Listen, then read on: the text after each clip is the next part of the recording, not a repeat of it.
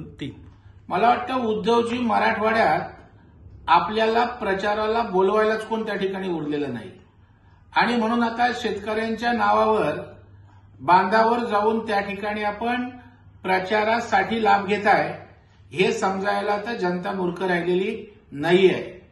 आपला हा राजकीयच दौरा आहे आणि आपलं फक्त फोटो सेशन त्या ठिकाणी होणार आहे आणि राजकीय वातावरण निर्माण करण्याचा केविलवाना प्रयत्न उद्धवजी आपण करताय।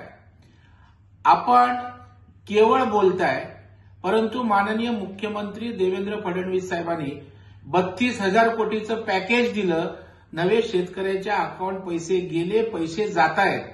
आपल्या काळात फक्त घोषणा झाल्या, शेतकऱ्याला थेट काही मिळालंच नाही आणि आपण मुख्यमंत्री कुठे आहेत विचारताय।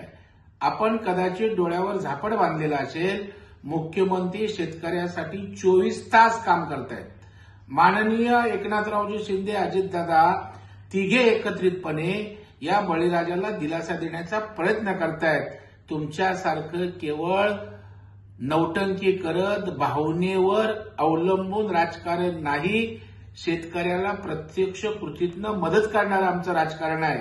त्यामुळे शेतकऱ्याला सगळं कळतं। पण एक बरं आहे उद्धवजी की आपण निदान मातोश्रीतनं बाहेर पडून शेतकऱ्याच्या बांधावर गेलात, हेही नसे थोडके, परंतु आपलं शेतकऱ्यांचं प्रेम पुतना मावशीचं आहे हे बळीराजाला माहित आहे।